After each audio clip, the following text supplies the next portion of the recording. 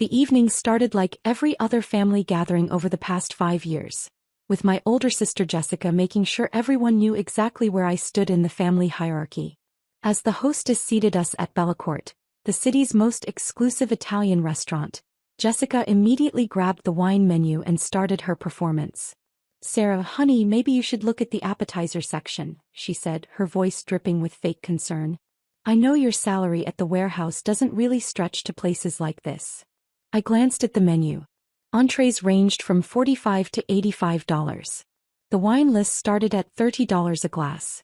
For most people it was expensive. For someone making minimum wage at a distribution center, it would be a week's salary. "Thanks for thinking of me," I said quietly, studying the pasta selection. Mom beamed at Jessica like she just solved world hunger. "That's so thoughtful of you, sweetie. Sarah, your sister is just looking out for you. You know how hard it's been since you dropped out of college." The familiar sting hit right on target. I'd left college 8 years ago when Dad had his first heart attack. Someone needed to take care of the medical bills that insurance wouldn't cover, and someone needed to work full-time to keep money coming in. That someone had been me. Jessica was in her final year of law school then, and my younger brother Marcus was starting his sophomore year pre-med. Both were too important to interrupt their futures. But that's not how the family tells the story now. "I still don't understand why you just gave up," Dad said, not looking up from his menu. "Marcus managed to finish medical school while working part-time. Jessica graduated law school with honors. But you just quit." "Some people aren't cut out for higher education," Jessica added helpfully. "And that's okay. The world needs warehouse workers too." Marcus nodded sagely from across the table. At 26, he just finished his residency and landed a position at Children's Hospital.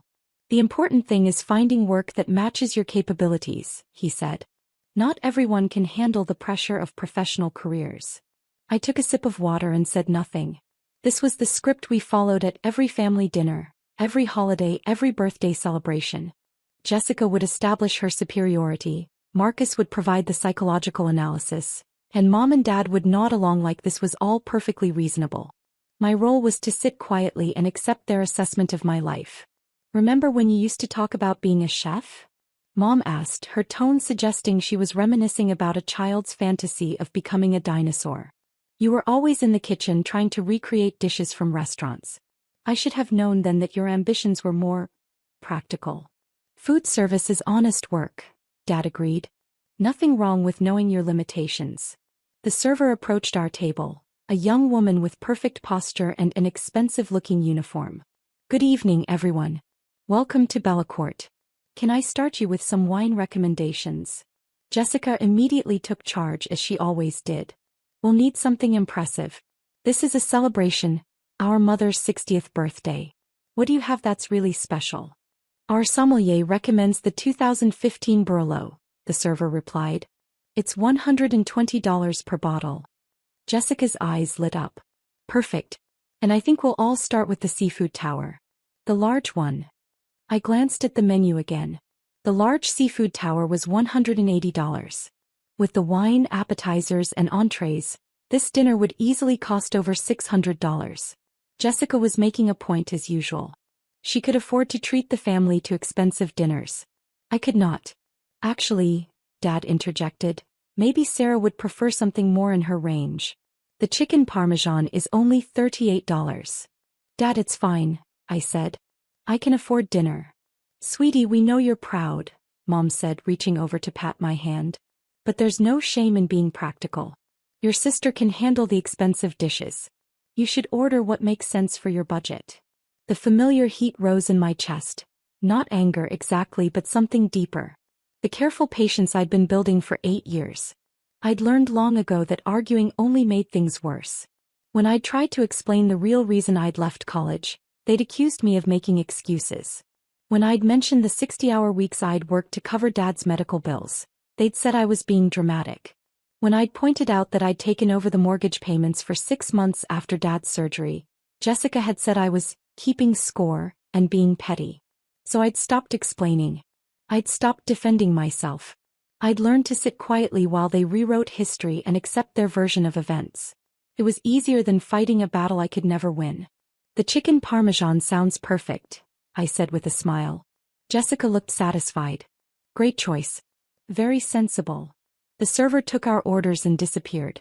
The conversation moved on to Marcus's new position at the hospital, Jessica's latest case at her law firm, and Mom's garden club. I listened and nodded at appropriate intervals, playing my assigned role as the family's cautionary tale. "Oh, I forgot to mention," Jessica said as we waited for our appetizers. "David and I are looking at houses in Riverside Estates. We found this amazing colonial with 6 bedrooms and a 3-car garage. Riverside Estates was the most exclusive neighborhood in the city. Houses there started at $800,000 and went up to several million. That's wonderful, honey," Mom gushed. "You two have worked so hard. You deserve every bit of success. The down payment alone is more than most people make in 5 years," Jessica continued, clearly enjoying herself.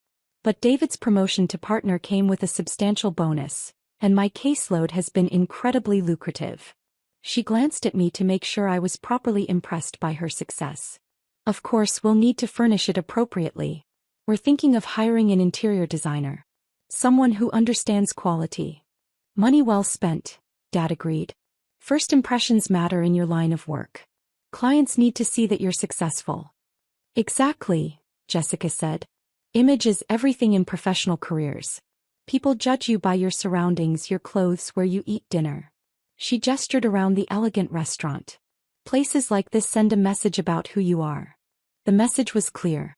She belonged in places like Bellacourt. I did not. Our appetizers arrived. The massive seafood tower Jessica had ordered, along with several smaller plates. Everything looked exquisite and expensive. Jessica made a show of photographing the food for her social media, angling her phone to capture the restaurant's elegant interior. "This will look amazing on Instagram," she said. "My followers love seeing the high-end places David and I discover."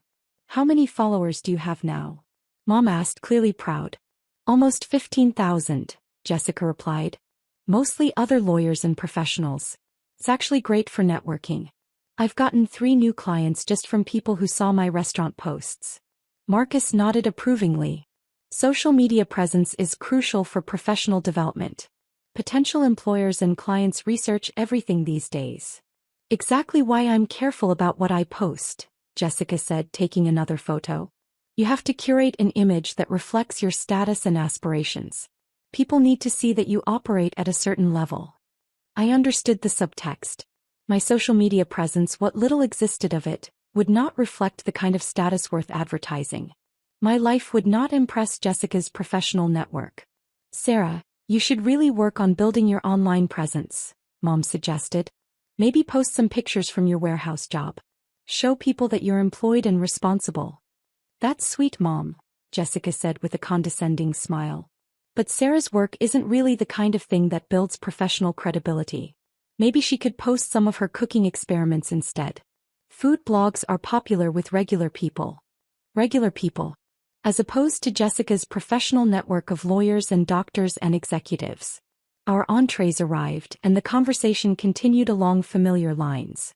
Jessica described her latest legal victory, a complex corporate case that had earned her firm substantial fees. Marcus talked about a difficult pediatric surgery he'd assisted with. Mom and Dad hung on every word, asking detailed questions and expressing appropriate amazement at their successful children's accomplishments. When they turned to me, the questions were different. "How are things at the warehouse, Sarah?" Dad asked, his tone suggesting he was inquiring about a temporary situation rather than my actual career. "Fine," I replied. "Busy season is starting, so there's lots of overtime available." "Overtime is good," Mom said encouragingly.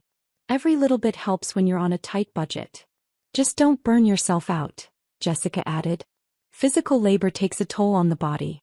You need to think about your long-term health." Marcus nodded professionally. "Repetitive stress injuries are common in warehouse work. You should be careful about your posture and lifting technique." They meant well, I told myself. They were showing concern for my welfare. But somehow their concern always felt like another reminder of my limitations. Another gentle suggestion that I wasn't quite capable of managing my own life. "I'm careful," I said simply. "Good," Dad said. "We worry about you, sweetie." Working in that environment around all those different kinds of people. Different kinds of people. He meant people without college degrees, people who worked with their hands, people who weren't destined for professional success. People like me, apparently. The conversation was interrupted by a small commotion near the front of the restaurant. I could see several servers clustered around the hostess station, and there seemed to be some kind of discussion happening. One of the servers was pointing toward our table. "I wonder what that's about," Mom said, craning her neck to see. "Probably some problem with another table," Jessica said dismissively. "Places like this have to deal with all kinds of difficult customers. People who don't understand how fine dining works." As she spoke, a distinguished man in an expensive suit approached our table. He had silver hair, a warm smile, and the kind of confident bearing that suggested he was someone important. The server stepped aside respectfully as he passed. "Excuse me," he said politely. "I'm Robert Martinez, the general manager. I hope you're all enjoying your evening." "Everything has been wonderful," Jessica said immediately, switching to her professional voice. "The service is impeccable, the food is outstanding. You run an excellent establishment." "Thank you so much," Robert replied. "I'm delighted to hear that. Actually, I was hoping to speak with Ms. Chen." His eyes found mine across the table. "Miss Sarah Chen." The table went quiet. Everyone stared at me with confused expressions. "That's me," I said quietly. Robert's face broke into a genuine smile. "Miss Chen, I apologize for interrupting your dinner. I wanted to personally welcome you back to Bellecourt. It's been several weeks since your last visit and we've missed you." I could feel my family's eyes boring into me, but I kept my expression neutral. "Thank you, Robert. It's good to be back. Your usual private dining room is prepared if you'd prefer more privacy for your celebration," he continued. "I know you typically prefer the quieter atmosphere for family gatherings." Jessica's mouth was slightly open. Dad was staring at Robert like he was speaking a foreign language. Mom looked completely bewildered. "Actually, we're fine here tonight," I replied calmly. "But thank you for the offer." "Of course," Robert said with a slight bow. "Please let me know if there's anything at all I can do to make your evening more enjoyable. The chef has prepared a special dessert selection in honor of your mother's birthday, if you'd like to see it later." "That's very thoughtful," I said. "We'll definitely take a look." "Wonderful. Enjoy the rest of your dinner." Robert nodded politely to the table and walked away. The silence that followed was deafening. "What?" Dad started, then stopped. "How does he?" Mom began, then trailed off. Jessica was the first to find her voice. "Sarah, how does the manager of Bellecourt know you? Have you been here before?" I took a sip of my wine and considered my answer carefully. "A few times." "A few times," Marcus repeated. "Sarah, this place costs more than your weekly salary. How could you afford to eat here a few times?" "And he said your usual private dining room," Jessica added, her voice rising slightly. "Sarah, private dining rooms here cost thousands of dollars. They're for corporate events and special occasions. How would you even know they exist?" I could see the wheels turning in their heads, trying to reconcile what they'd just witnessed with everything they believed about my life. It didn't compute. In their minds, I was Sarah the warehouse worker, Sarah the college dropout, Sarah who couldn't afford a nice dinner. I wasn't Sarah who had usual private dining rooms at exclusive restaurants. "I don't understand," Mom said slowly. "Sweetie, have you been spending money you don't have? Are you in debt?" The familiar protective instinct kicked in. For 8 years I'd let them believe what they wanted to believe about my life. It had been easier than explaining, easier than dealing with their questions and skepticism. But sitting there watching them struggle to process the simple fact that the restaurant manager knew my name, I realized how deeply their assumptions had taken root. "I'm not in debt, Mom," I said quietly. "Then how?" Jessica began. "Excuse me." Another voice interrupted our conversation. This time it was our original server, looking slightly nervous. "I'm sorry to bother you again, but there's been a small issue with your bill." Jessica immediately tensed. "What kind of issue?" "Well," the server said, glancing at me uncertainly, "our system is showing that Ms. Chen's employee discount should have been applied automatically, but there seems to be a technical problem. Would you prefer to have it adjusted now, or should we handle it after dinner?" The words hung in the air like a bomb about to explode. "Employee discount?" Dad said faintly. The server looked confused by the family's reaction. "Sir. Ms. Chen's ownership group employee benefits. We typically comp the entire meal for family celebrations, but the system isn't recognizing her tonight for some reason. Jessica's face had gone completely white. Ownership group? I can handle it later, I told the server quickly. Don't worry about it now. Of course, Ms. Chin. I'll make a note in the system. The server disappeared again, leaving us in another stunned silence. This time no one spoke for a full minute. Finally, Marcus cleared his throat. Sarah, he said carefully, what exactly do you do for work? I looked around the table at my family's shocked faces. Mom was clutching her napkin like a lifeline. Dad was staring at me like I'd suddenly sprouted wings. Jessica looked like someone had just told her the world was flat. I work at a warehouse, I said simply. But the employee discount, Mom whispered. The ownership group. I work at the warehouse that supplies Bellacourt, I explained calmly.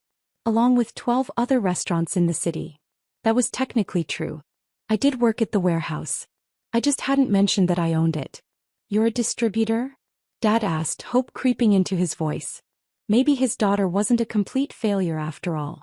Maybe she'd just been modest about her job title. Something like that, I replied. Before anyone could ask more questions, Robert appeared at our table again, this time looking slightly apologetic. Miss Chin, I'm terribly sorry to interrupt again, but we have a situation that requires your attention. The kitchen manager from Bistro Laurent just called. They're completely out of the organic microgreens for tomorrow's dinner service, and they're hoping you can arrange an emergency delivery tonight. He paused, noticing the family's expressions.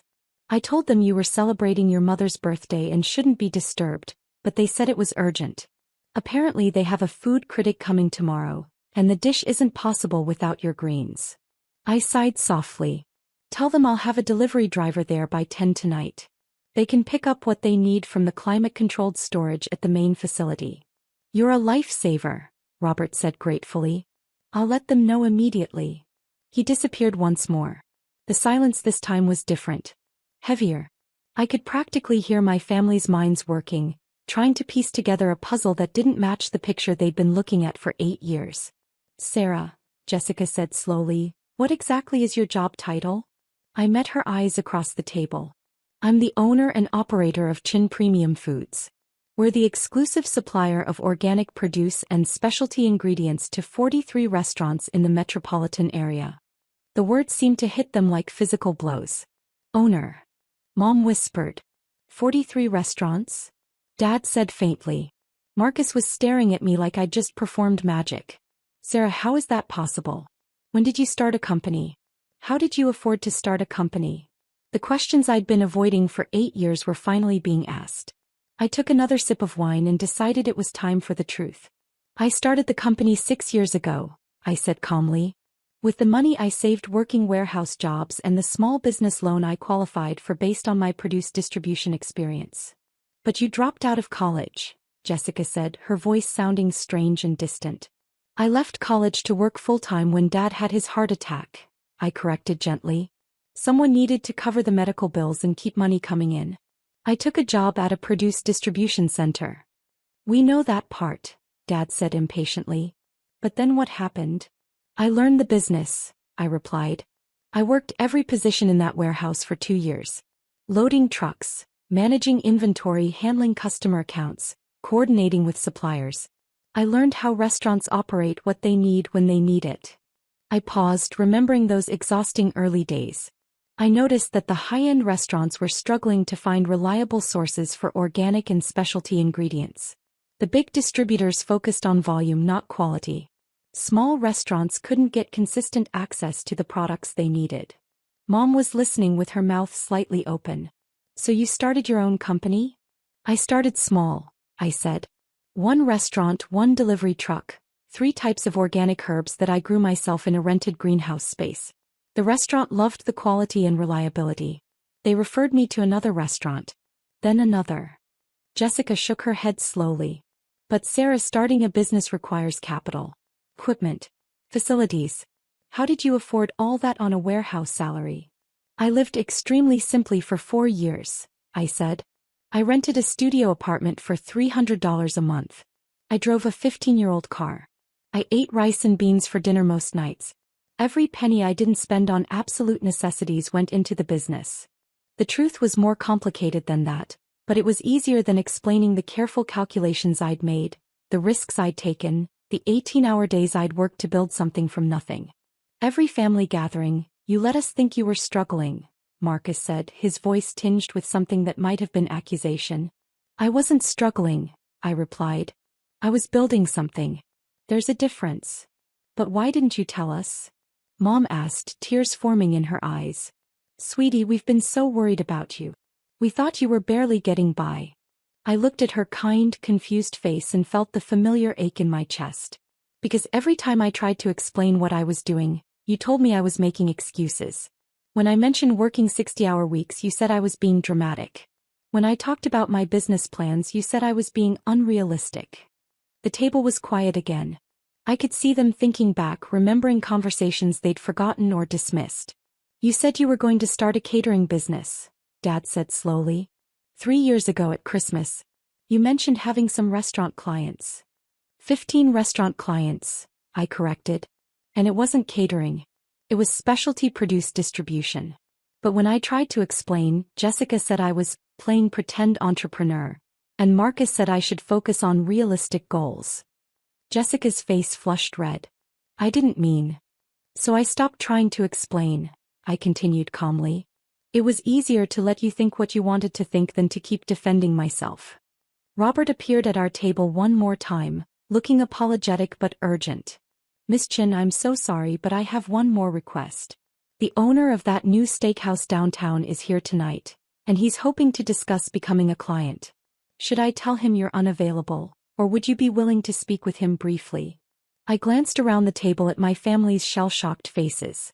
Tell him I'll be happy to speak with him, but not tonight. Have him call my office on Monday morning. My assistant can schedule a proper meeting. Perfect, Robert said. Thank you for your patience. He started to walk away, then turned back. Oh, and Miss Chin? The chef wanted me to tell you that the new microgreen varieties you suggested have been absolutely perfect. The critics have specifically mentioned them in 3 different reviews this month. After he left, no one spoke for a long time. Finally, Jessica cleared her throat. Sarah, she said quietly, how big is your company? I considered how to answer that question. Last year we generated about $4.2 million in revenue. Marcus choked on his wine. Million. We supply 43 restaurants now, I said. Everything from small neighborhood bistros to places like this.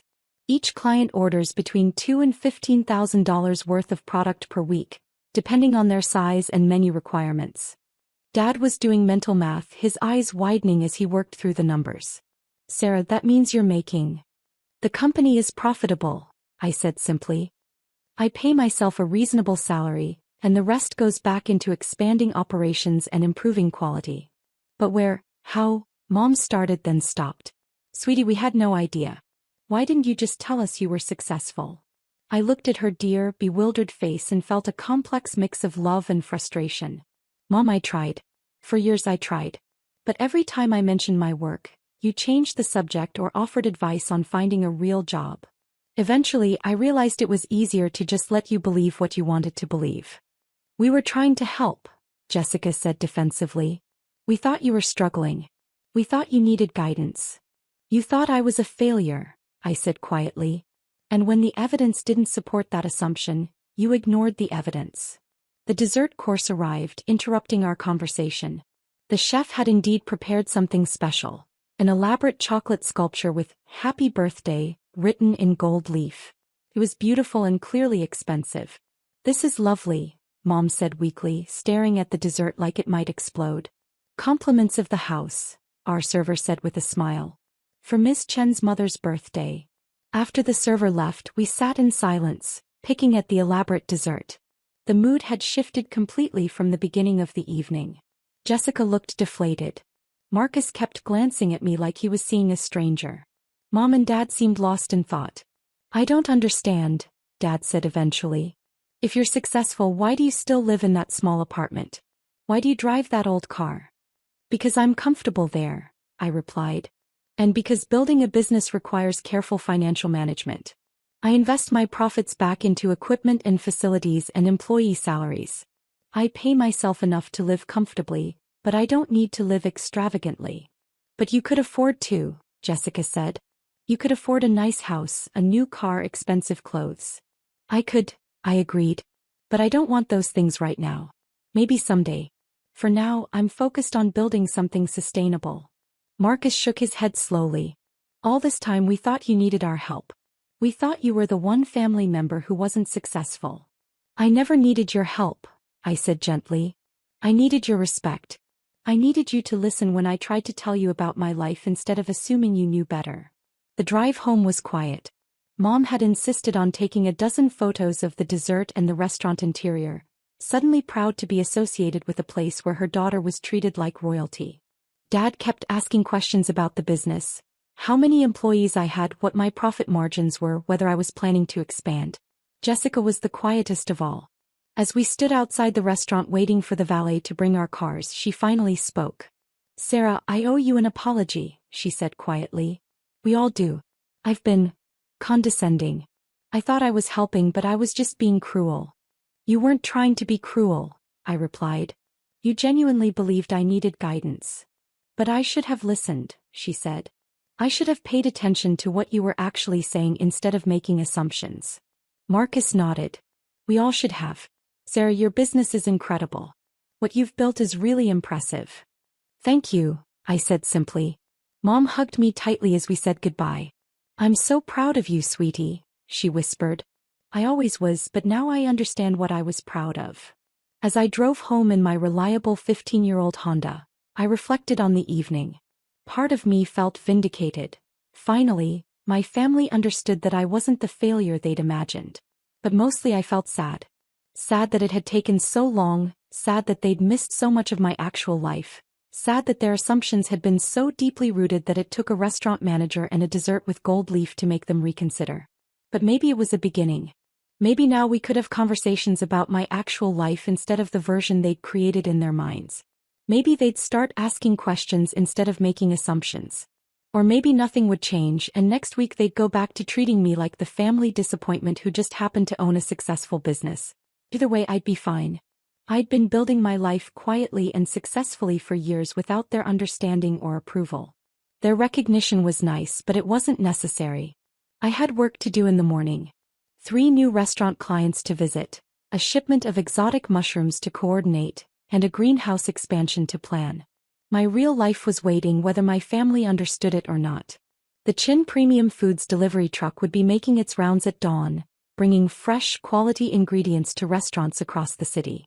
Including, as always, the very best organic microgreens to Bellacourt, where the staff would greet my driver by name and ask about my mother's birthday celebration. Because some things didn't need to change even when everything else did.